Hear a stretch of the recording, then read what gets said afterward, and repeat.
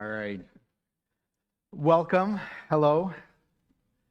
I'm amazed on how God works. Here's what happened. When I was putting together this sermon series, I had no intention of covering the topic of sadness after the Packer game. But it just so happens like that today we are covering the topic of sadness after a very, very, very close loss with the Packers. So for those of you who are still mourning the loss from last night, this is for you. However, all of us deal with sadness at one level or another, so this is probably for all of us. I would like to, the reason we're covering sadness is because as we are looking at Psalm 42, we are focusing in on the very complex topic of mental health. Mental health.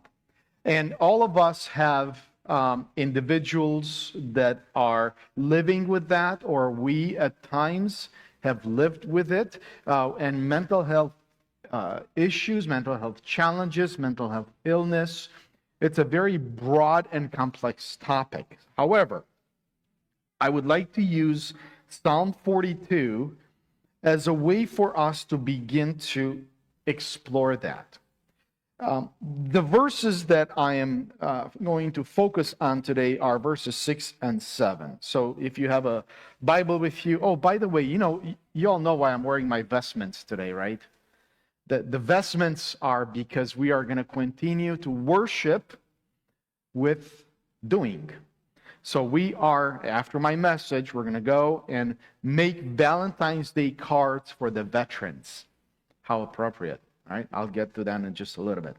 So every third Sunday of the month, I put on these very lovely vestments that tell us that we will be working when we worship. So part of our worship expression is making these cards. And again, I will mention that a little bit more. All right. So let me read these two verses, Psalm 42, verse 6 and 7. And what I would like you to do is I'd like you to climb into these verses and just feel it. All right. Verse 6. My soul is downcast within me. Therefore, I will remember you. From the land of Jordan, the heights of Hermon, from Mount Mizar. Deep calls to deep in the roar of your waterfalls. All your waves and breakers have swept over me. So just a reminder that this poem, this poetry, was meant to be sung, to be singing out loud this expression of sadness. So let's take a look at a little bit here. I mean, clearly, when it says my soul is downcast, it's there's a weight to this heart of this individual that wrote the psalm, this poem. Who wrote them? Well, as far as we can tell, the sons of Korah wrote this poem, and Korah, the dad.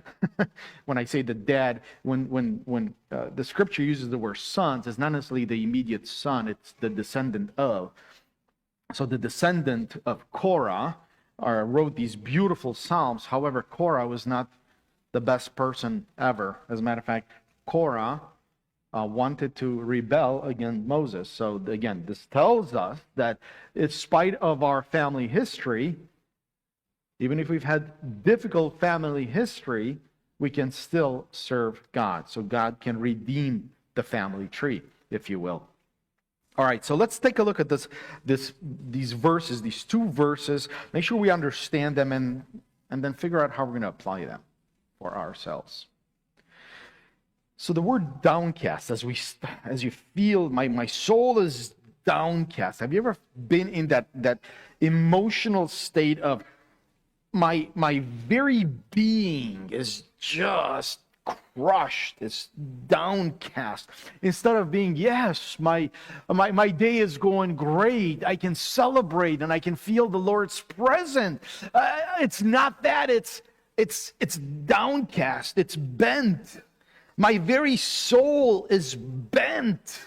And instead of being upright and healthy and thriving, I am bent towards the ground. I'm getting pushed lower and lower. So the emotional expression in this poem is just pregnant with weight. And we can easily see that in the next verse, deep calls to deep. It's low, deep calls to deep. It's almost like, okay, you're in the depth. Guess what? It's calling lower to lower depth. It's almost like you're in the bottomless pit, and the sadness is so heavy on you that it's like you're drowning. Waves and breakers have swept over me. When I was a young child growing up in Romania, my family took a vacation to the Black Sea. And you know, I love the ocean and the waves, and I'm playing in the waves, and you know, I'm trying to test the waters, right? Let's see, how far out can I go? Can I go a little farther? And I'm thinking, oh, this is so much fun. The waves are right here, and I'm doing great. A couple of more steps later, I wasn't doing great. And I had this panic over me as I'm looking up to this very day. I remember just looking up and I'm seeing light and daylight, and I'm like, I can't get back up there. Oh my goodness, waves have swept over me. These breakers are over here. And just when I thought, okay, what's going to happen? Somebody's hand, you know, another vacationer that saw me going down and not come up, just reached up, pulled me up, and brought me to shallower water. At which point I made it for the shore. I'm like, no more depth over depth for me, no more waves. So I survived by God's grace. But sadness can be like that. Sadness can be overwhelming, crushing. Deep calls to deep. The pressure of the depths is unbearable. And sadness is like that. Interestingly enough, in verse 6, it says, I am sad. I mean, I'm paraphrasing here. Here's the poem. I am so sad. I am crazy sad. But because I'm crazy sad, I will remember you. Who's you? The Most High God. I am so sad, and because I'm sad, what I'm going to do about it is I will remember you. I will remember the Most High God. And the writer says, from the land of Jordan to the heights of Hermon. Now, we don't live in ancient Israel. What does that mean? From the Jordan, Mount Hermon to, well, Jordan is when they returned to the promised land, the Israelites had to cross Jordan. That was a big barrier. And they couldn't do it. Not on their strength. But God provided a way. Waters, the Jordan, was at flood state. They couldn't go through. But God provided a way. So imagine this person writing these painful words, like I am way over my head. I am so sad. I'm in this pit, and I don't see a way out. But when that happens, I look up to the Most High God, and I remember what He did for our nation. I remember what He did for my forefathers. Were their forefathers. At Jordan, he found a way. So this was a military conquest that they were able to surpass, a victory over the forces of nature, a victory over something that could not be surmountable, unpassable. So the writer is saying, I will remember all that. By the way, that's why I always encourage you to have a little notebook where you write down what God is doing. Because if you're ever in a sad moment, and let me tell you, you have experienced sadness and you will continue to experience sadness. In those moments of sadness, bring back the notebook and read what God has done for you. If you don't have a notebook, read the Psalms. Read how God has impacted our faith ancestors. So that's what Jordan was. Now, what about Mount Hermon? Well, Mount Hermon it's a very, very high peak. It's actually a cluster of peaks, cluster of mountains. So this is a prominent place, something that God created. It was a very, very important peak because it had strategic importance. Again, military conquest. So remember, God created this place, and there's a strategic importance. It has dew every morning. It's waters. So in a desert area, having a place with water, it was important. So the writer's saying, look, yes, Jordan and all that conquest, but look at this mountain, and this has some significance. It has all these good things. Also, in ancient times, this particular mountain was associated with a rebellion. What was the rebellion? It was the rebellion of spiritual forces, spiritual being, rebelling against the Most High God. And they chose to use this mountain. Again, this is not necessarily in the scriptures, but is part of the other writings that ancient Jews would use. Just like we use today, like we have the Bible, but then some people use devotionals, or they use other good books that are helpful. They're not inspired, but they're helpful. Same thing, they had the same thing there. And in those writings, there's evidence that these rebels, these spiritual rebels against the Most High God, gathered at this particular location, and they made an oath that they're going to oppose the Most High God together. So what the writer is saying is this: look, whether it's a barrier that cannot be passed, whether it's the wealth of this mountain, whether living in beautiful provision of God, or whether spiritual forces are against you, I will remember the Most High God. And I have to remember him because I'm sad. I'm crushed by sadness. He's seeing God's hand. So when we feel the overbearing weight of sadness, run to remember what he has done. Remember seeing his hand. That's what the text says. Okay, so how do we apply it? What do we do? Well, I'd like to suggest a few things for us in our 21st century, living where we live. I think it's important to remember that sadness is actually given by the Most High God. We were created with the ability to have emotions. And sadness is a core emotion, as people call it. And sadness comes about when we experience loss. And by the way, just a reminder that emotions, they're just signals. Emotions is the same thing as pain signals.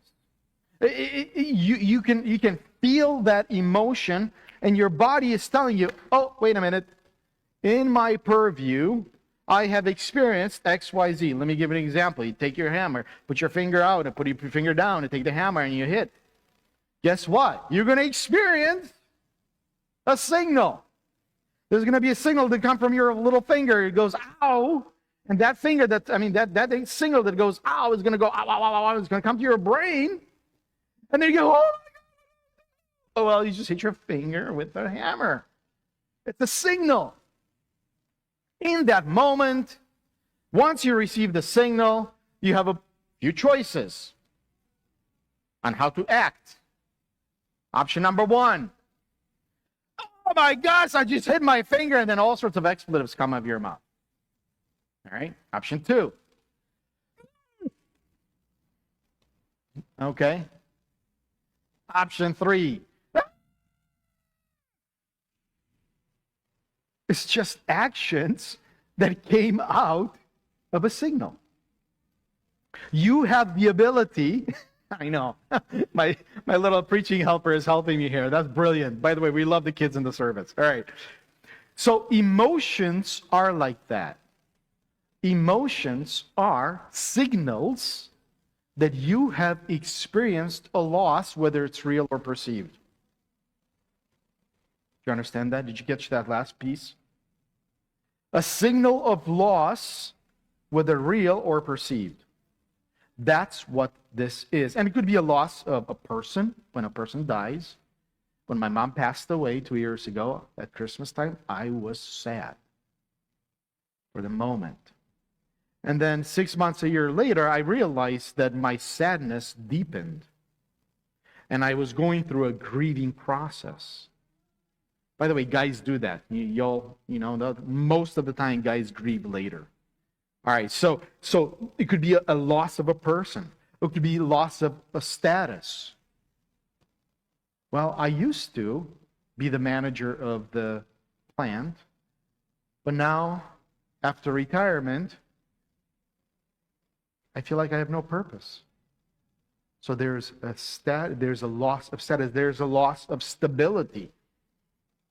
I lost my whatever stability I thought I had. Loss of identity. So anytime we experience a loss, our bodies are made in this beautiful way that we can perceive that, and then we experience sadness. Here's something else we can take a look at. Did you know that Jesus experienced sadness? Jesus experienced sadness. We know that because he cried. What's the shortest verse in the Bible? Jesus wept.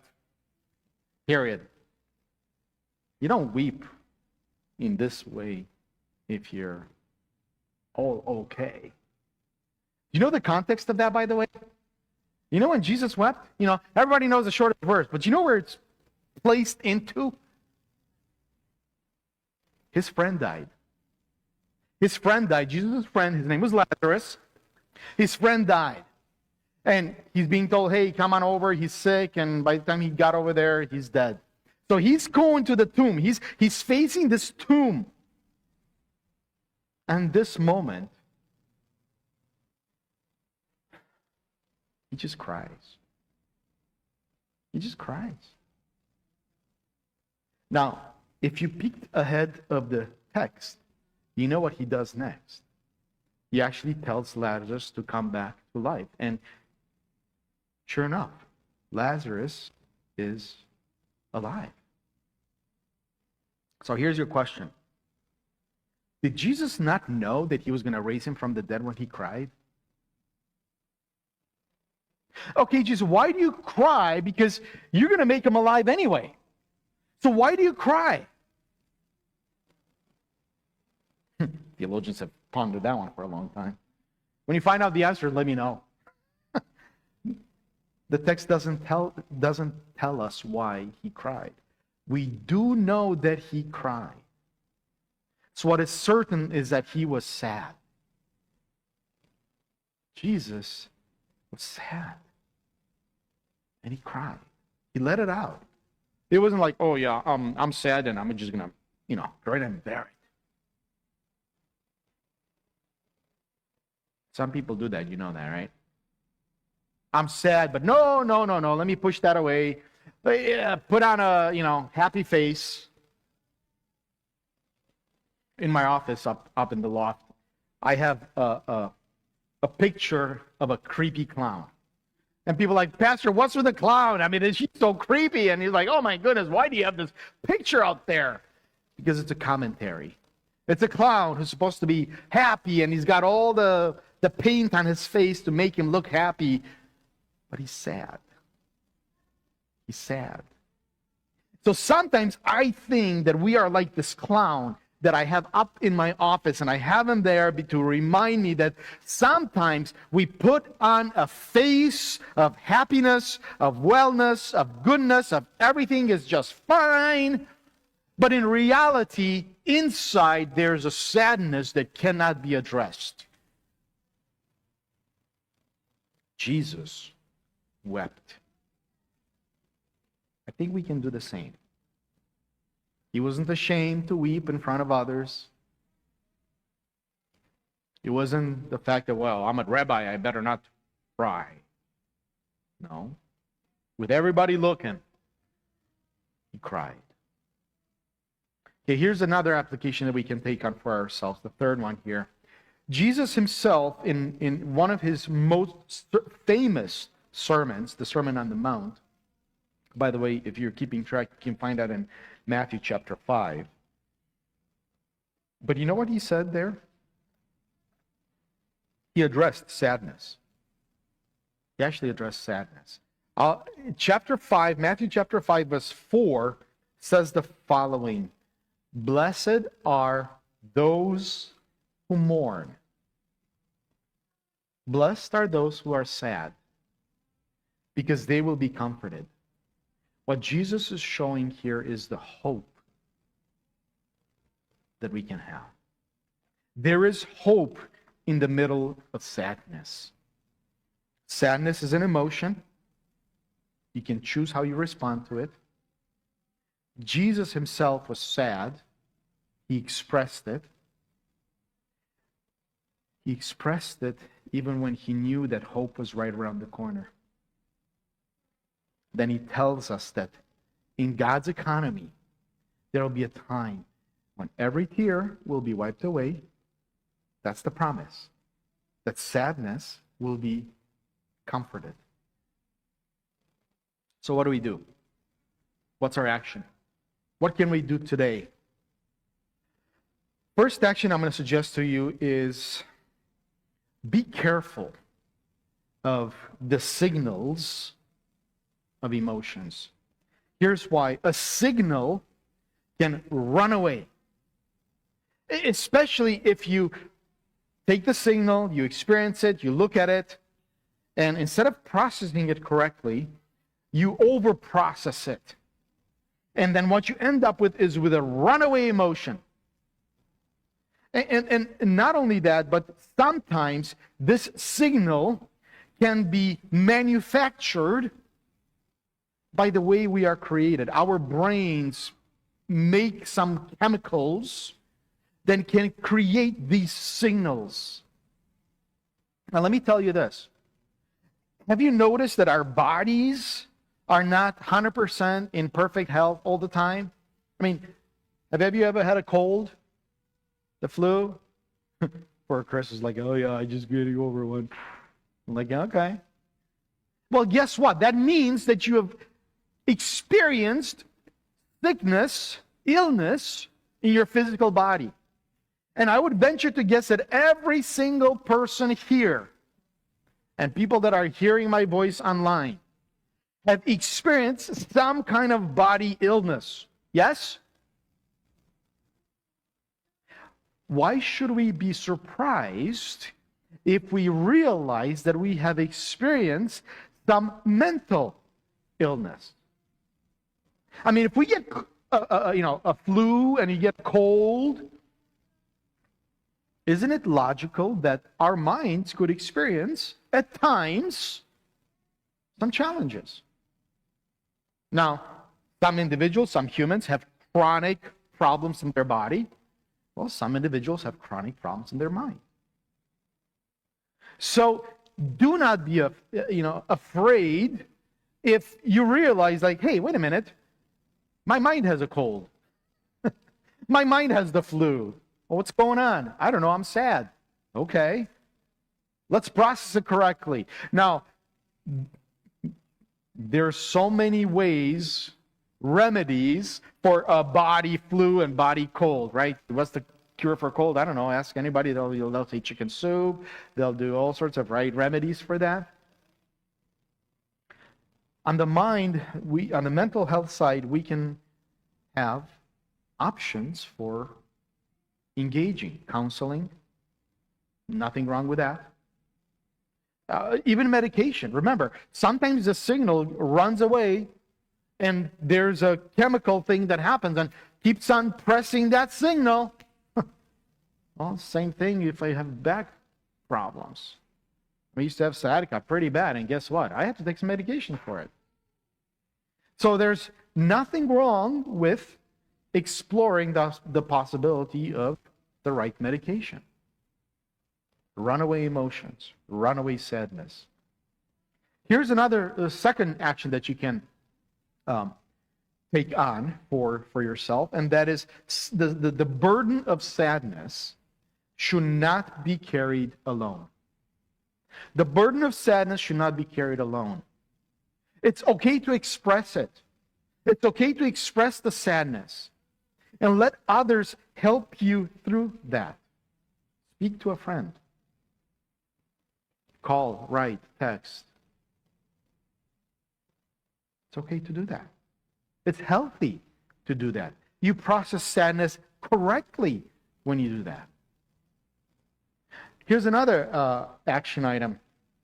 You may not be the one experiencing sadness, but there might be others experiencing sadness near you. Keep your eyes open for signs of sadness. I mean, don't we do that? Like, the other day my voice was a little changed, and like, oh, Pastor, it sounds like you're coming down to the cold. Like, well, I don't know. Maybe. Oh, maybe take some vitamins. Take some vitamin C. Drink your orange juice. I'm like, oh, you know what? Maybe that's a good idea. I'll go get some oranges. What if we were to do that to each other when we begin to notice signs of sadness? So keep your eyes open. And how do we do that? Well, keep your eyes for the sadness signals. And then what do? Well, don't try to fix it right away. Build relationships. Build the relationships. Ask respectful questions. Hang out. You don't have to fix the person. Just hang out. And maybe suggest a few things if they're receptive. Don't rush sadness. Don't rush sadness. Remember when I told you about the hammer and the finger? What if I was to tell you that I had a friend who's like, he's trying to be helpful, and 30 seconds after I hit my finger, is he cured yet? Is he cured yet? I prayed for it. I'm like, no, it's not. It's still hurting. Leave me alone. Well, guess what? The same thing could happen when we handle mental health. Don't rush it. Don't rush sadness. Walk with the person over time. That's why we are together. Relationship with Him, relationship with each other. My friends, there's so many more things that we can say about sadness, but our time is limited. And one way we combat sadness is, especially at Valentine's Day, if you are a person that's in a place that you're not very mobile to, you could experience sadness. So when we make these cards for the veterans, what we're really trying to do is combat the sadness. So when you write, when you make, by the way, that's the next part of our worship. As you make these cards, be creative. We have stickers over there. Hey kids, we have stickers over there. You can put stickers. We have color paper. We can do all sorts of things. You can, right? A simple handwritten message. You're not forgotten. God loves you, and so do we. We are thinking of you. We are praying for you. And as you do that, pray for the person that will be touching this card. Simple. Don't have to write a huge, long, multi-paragraph encouragement. A sentence or two. We're thinking of you. God loves you. Don't give up. and we can continue worshiping together. Dan, why don't you tell us a little bit about, come on up and tell us a little bit about what else we have going here at the church, and then we'll get on over there and do some cards.